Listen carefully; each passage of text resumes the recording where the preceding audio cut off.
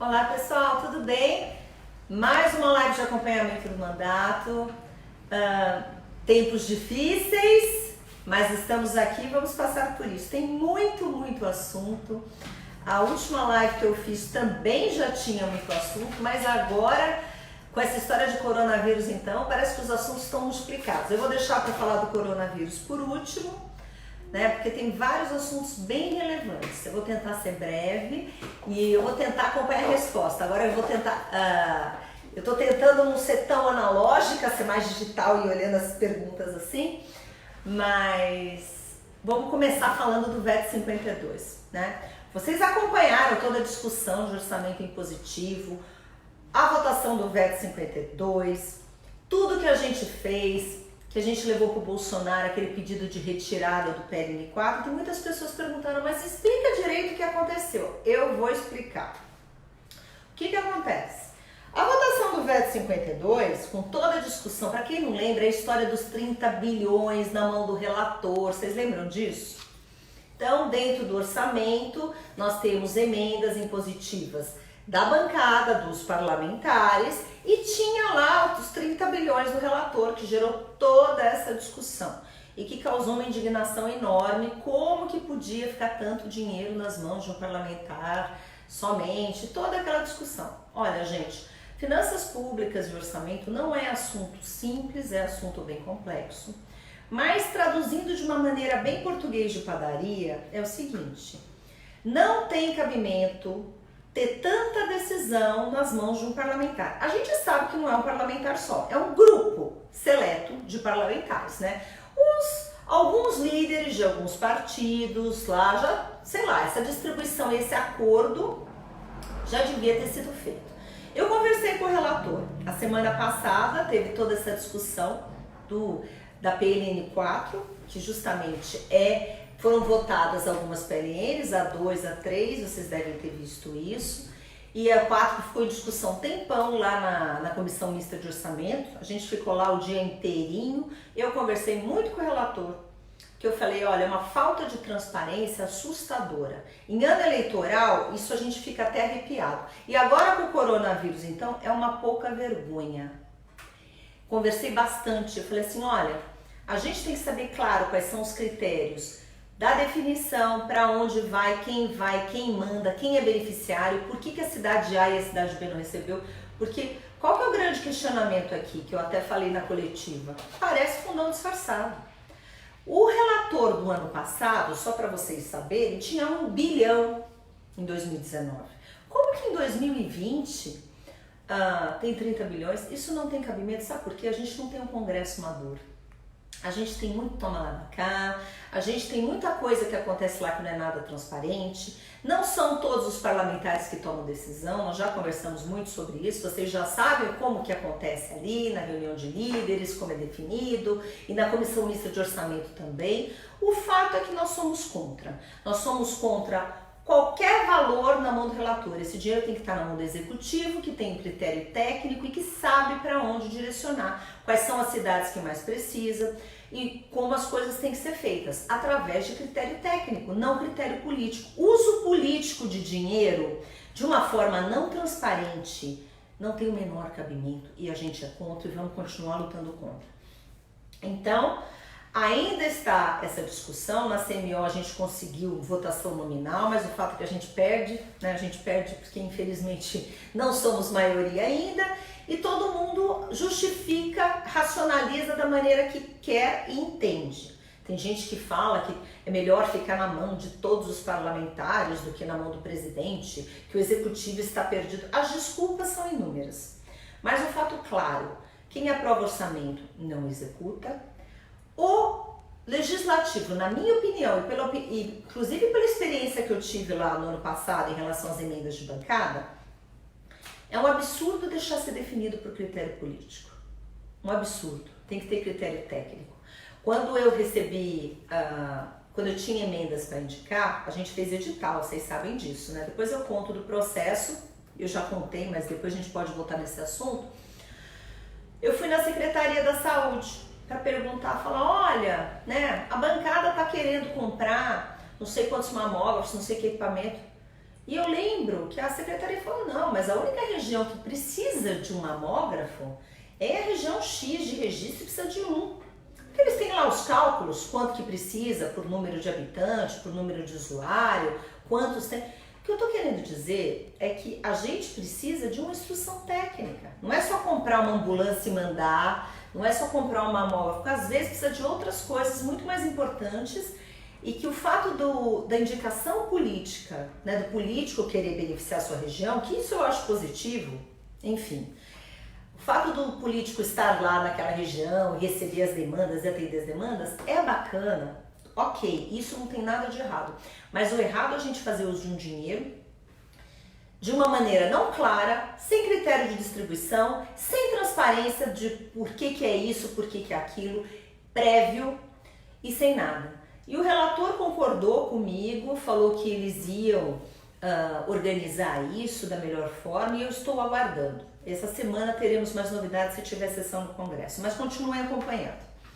Outro assunto, avançamos na discussão do Fundeb. Para quem não sabe, o Fundeb é o dinheiro que mantém toda a parte de educação básica, principalmente no Estado. São 27 fundos, é um fundo estadual e está sendo discutido, está sendo votado, tem a comissão do Fundeb.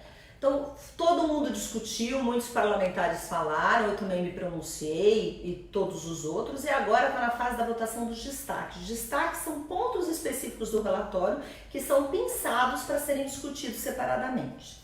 Tá? Então, não sei se essa semana como vai ser o funcionamento do Congresso, porque a prioridade do Congresso essa semana é a questão do coronavírus, tem uma medida provisória que já entrou para a liberação de recursos para os estados e a prioridade é essa.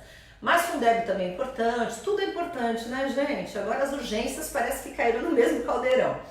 Mas vamos ver como é que vai funcionar. Eu vou para Brasília amanhã, estarei lá, amanhã cedinho estou lá. E eu mando notícias, mas a princípio teremos votação dos destaques do Fundeb, da comissão do Fundeb.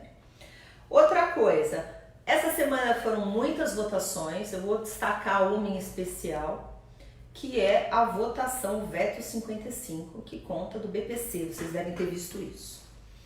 E assim, o que acontece? Ao mesmo tempo que estava sendo discutido na CMO os 30 bilhões do relator, a PLN 4, como que regulariza, que não é mais 30, é 20, ninguém sabe direito o valor certo, se é 15 bilhões, se é 20 bilhões e tal.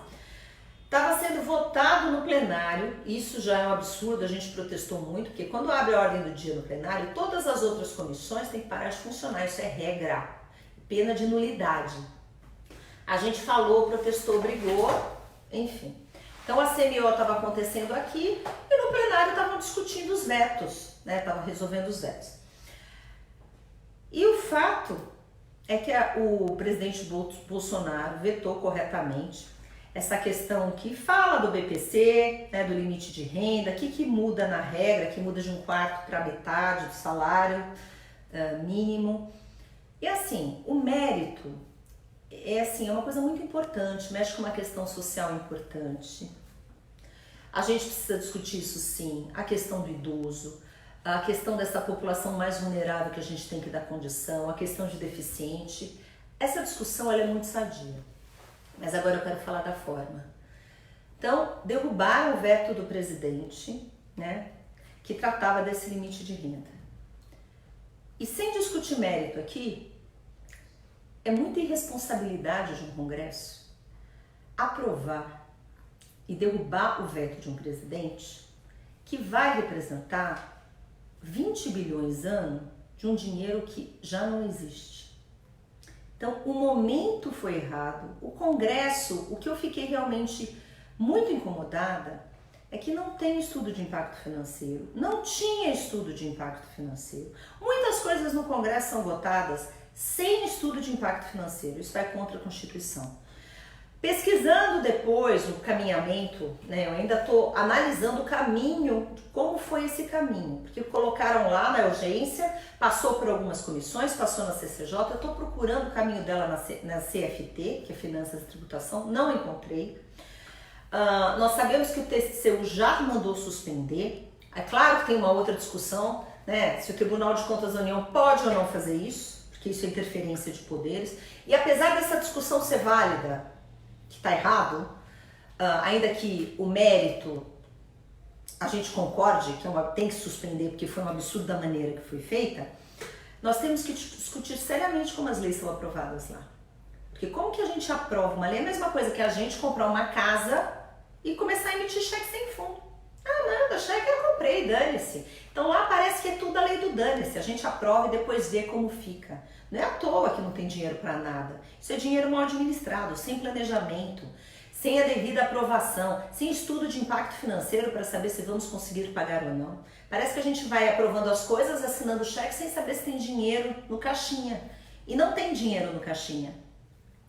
E agora, para a gente finalizar e eu entrar no assunto do dia, que é o coronavírus, né, que eu sou da Comissão da Saúde, inclusive, nós fizemos vários encontros, vocês acompanharam, com o ministro André Mendonça, a gente conversou bastante com o ministro da Infraestrutura, os mandatários do Novo se reuniram também em BH para tratar da pauta legislativa, da agenda legislativa. Tivemos um evento super bacana da apresentação da nossa candidata a vice-prefeita, vocês viram, Maria Helena, uma pessoa assim que vocês vão gostar muito, já tem um bate-papo marcado com ela aqui. E fizemos várias outras coisas, conversamos com o pré-candidato a prefeito de Campinas e por aí vai. Olha, gente, vamos falar do coronavírus, que eu acho que é o assunto do dia. Só deixa eu ver se já tem perguntas, tá? Porque agora eu tô moderna. Parece que não tem pergunta nenhuma, né? O horário da live, sempre que eu der antes das 6 acontece isso. Mas depois vocês façam as perguntas. Falando do coronavírus especificamente. Todo mundo tá acompanhando. Uns mais, outros menos. Tem aquelas pessoas que entenderam e estão tranquilas. Tem aquelas pessoas que entenderam e parece que não está acontecendo nada, e tem aquelas pessoas que entenderam e estão em pânico, né? Vamos falar em linhas gerais. Como vocês sabem, eu não sou médica, não sou profissional da saúde, estou na Comissão da Saúde sim, tenho acompanhado todas as discussões, estava lá na coletiva do ministro Mandetta, estava lá na discussão que foi feita com o grupo da Comissão do Coronavírus externa, né, que é presidida pelo Dr. Luizinho e pela Carmen Zanotto, que são todos nós somos da mesma Comissão de Saúde. E o que eu posso falar é o seguinte, nós temos realmente um assunto sério, tá bom? Não sério pela gravidade, não sério pelas... Como é que eu posso falar isso?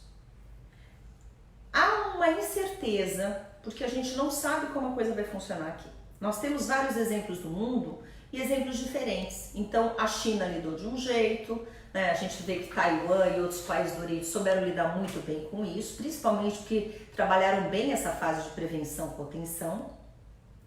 Temos outros países que não foram tão bem, a gente viu que na Itália, que num primeiro momento aconteceu de um jeito, Estados Unidos também, que parece que na parte da prevenção não foram tão protocolares e explodiu.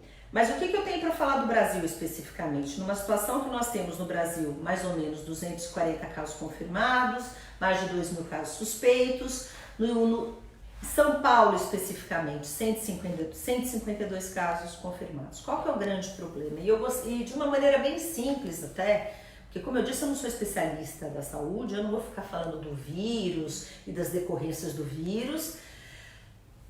O que eu tenho ouvido muito, e tem muitos vídeos muito bons informando, porque tem muita coisa que desinforma, um monte de fake news, mas o que informa, gente?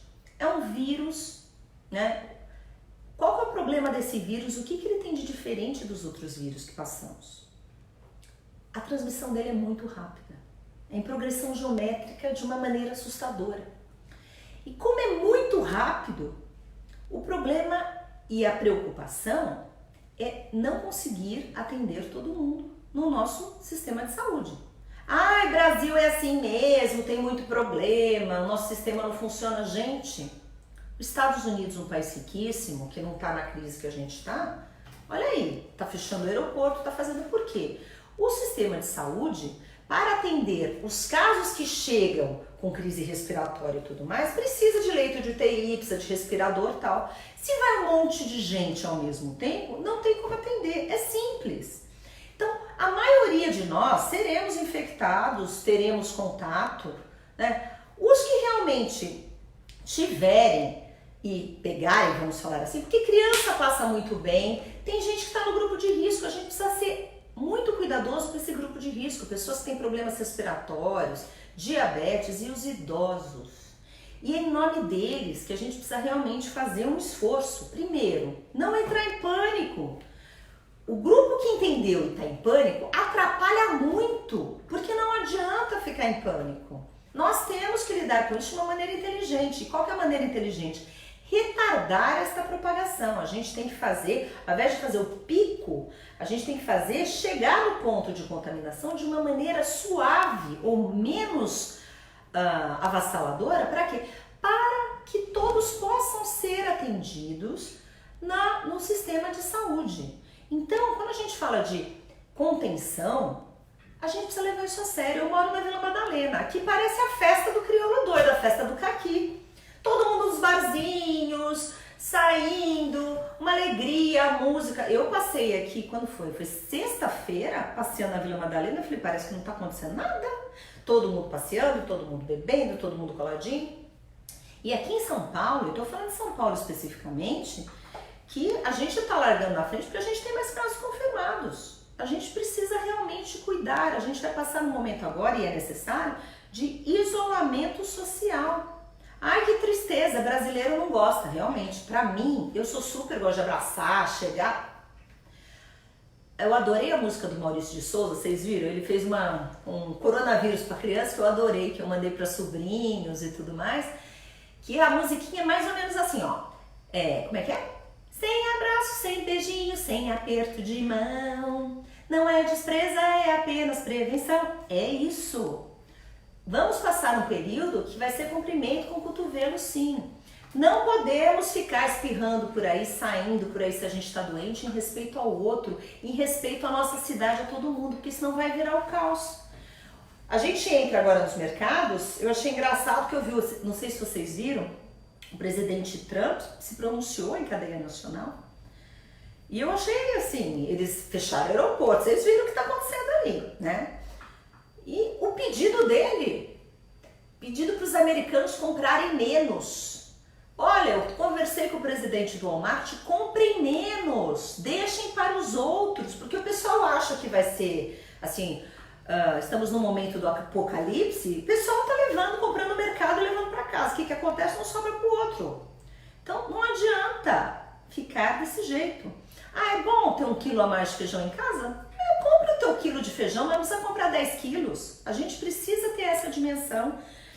E o mais importante, vamos seguir as determinações do Ministério da Saúde. Eles têm todos os protocolos, eles estão tomando todas as medidas adequadas. A Secretaria da Saúde do Estado de São Paulo também está fazendo tudo, sabe, certinho, está dando as instruções. Aqui em São Paulo, que nós estamos mais avançados, as coisas já foram determinadas, né? O pessoal das escolas parece que até o dia 23, que não tem que ter mais aula. Minha filha, por exemplo, ela foi para aula hoje, ela vai para aula amanhã.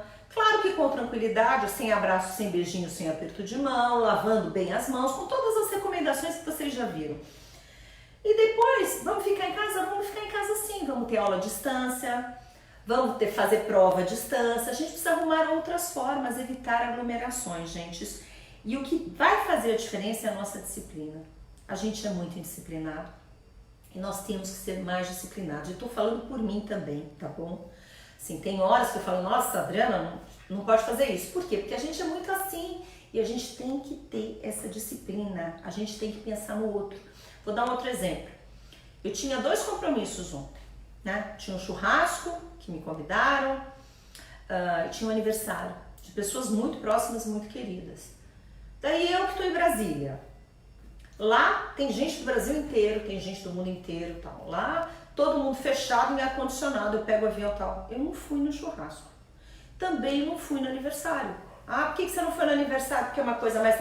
Não fui no aniversário porque lá tinham vários idosos. Eu não estou indo visitar meu pai e minha mãe.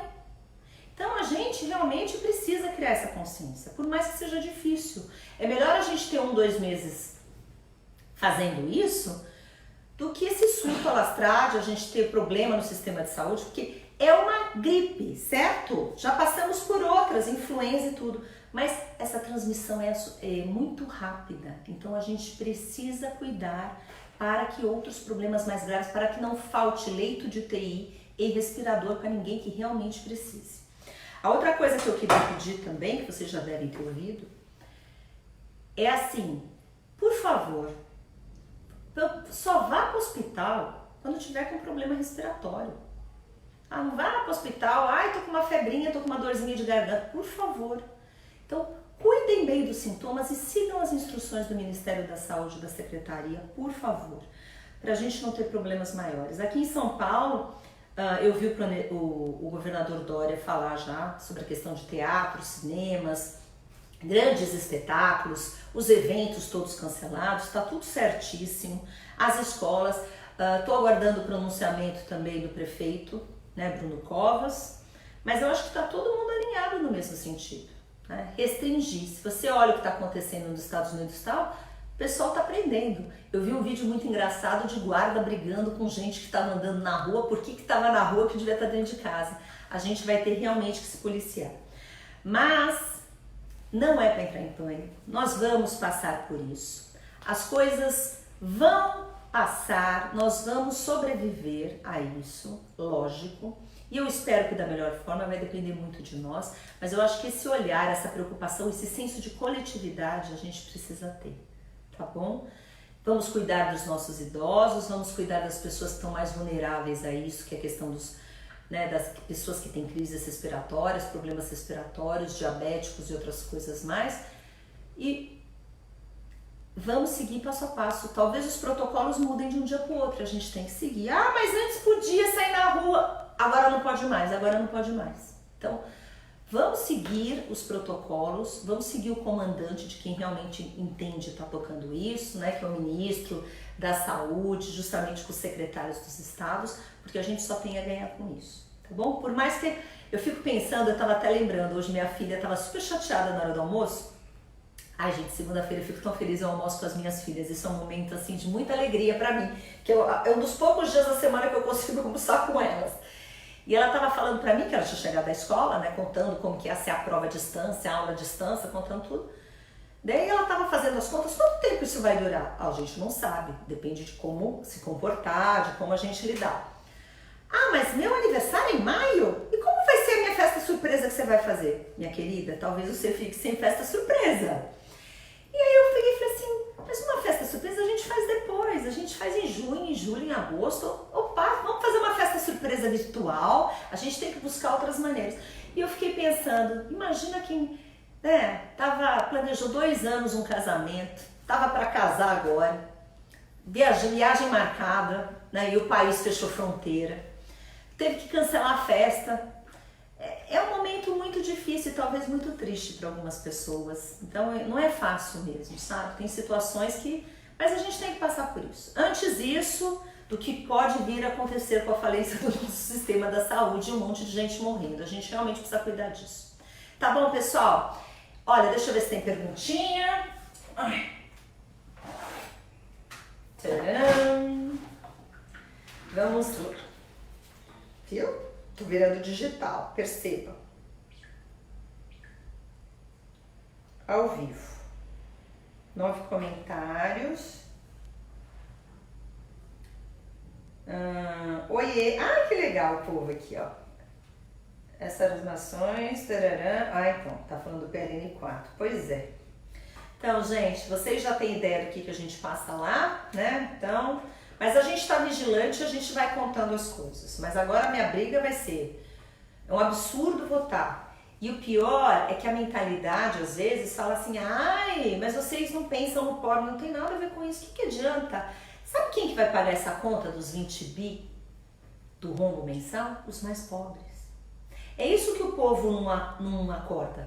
Tem gente que fala, não, o governo que vai pagar. Essa conta sobra para os mais pobres. Então, isso é brincar de bobo, isso é enganar os outros. Isso que eu fico revoltada. Pergunta da Bianca. Adriana, seria possível os partidos destinarem verba do fundo eleitoral partidário para a saúde, para essa crise do coronavírus? Sim, tem tido muito movimento nesse sentido. Vocês sabem que isso é uma das bandeiras do Novo. O Novo já tomou várias medidas, já encaminhou vários pedidos, aguardem. Agora estão circulando vários abaixo-assinados. Eu acho que é um movimento bem bacana, né, que tem tudo, essa é a nossa bandeira, poder destinar para a saúde nesse momento. E não só o fundo partidário eleitoral. Eu vou encaminhar um ofício para que a economia dos gabinetes também seja. Porque, por exemplo, se um gabinete você tem no orçamento 10 e no nosso caso a gente usa 2, ao invés dos 8 ficarem lá para gastar e falar não, manda para a saúde. Eu vou ver como é que é isso. Tem coisas que realmente não tem um funcionamento e tem um rito que talvez não possa por ritos internos, mas eu vejo, isso já foi devidamente solicitado e eu vou conversar com o presidente Rodrigo Maia nessa história de economia. Agora o fundo eleitoral e partidário, o novo já tomou medidas, tá bom? Aguardem que lá vem notícias. E a Iana tá falando, evitar metrô também. Pois é, gente, lugar fechado, por exemplo. Eu só ando de Uber, né? O Uber, hoje eu peguei uns 4 Ubers, aqui em São Paulo.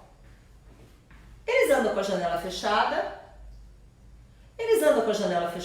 pergunta, o ar tá bom? Eu falo, pelo amor de Deus, janelas abertas e ventilando. Porque o que acontece? A gente fica, mesmo nos escritórios, gente, precisa ter circulação de ar, a gente precisa tomar todos esses cuidados. Então, evitar metrô também, pois é. Quem tem idoso em casa, os home-cares estão totalmente despreparados. Pois é, gente, idoso em casa, eu falei. Eu tenho a minha mãe tem 70 e poucos anos, 76, deixa eu ver, minha mamãe, a gente tá 78 ou 77, a minha matemática não tá muito boa hoje, mas vamos lá. A gente precisa cuidar dos idosos. Eu combinei com meu pai e com minha mãe que a gente só vai conversar virtualmente pelas próximas semanas, justamente pelo risco.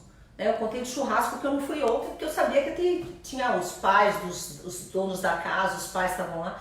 A gente precisa cuidar deles sim, porque eles estão vulneráveis, né? Porque, como eu disse, a maioria vai ter contato e vai passar bem, as crianças nem vão ter sintoma, a gente vai ter uma gripezinha, vai escorrer. Mas o grupo de risco precisa ser cuidado, e isso é muito sério. Deixa eu ver, acho que é isso, gente. A Carmen aqui, vários queridos. Pessoal, então contem comigo, assim que a gente tiver notícia, a gente vai dando, mas por favor, sem pânico. Por favor, conscientizem as pessoas que vocês encontrarem, tá? Sigam as instruções, sem exagero para lá e para cá. Não é para todo mundo andar mascarado na rua, a menos que tenha sintoma realmente, não queira passar para os outros, ou quem cuide de doente. Os protocolos estão lá, então vamos obedecer, a gente precisa ser bons soldados, tá bom? Pra gente escapar dessa crise com o menor dano possível. Beijos, abraços, eu mando notícias de Brasília. E mandem energia boa. Tchau, tchau.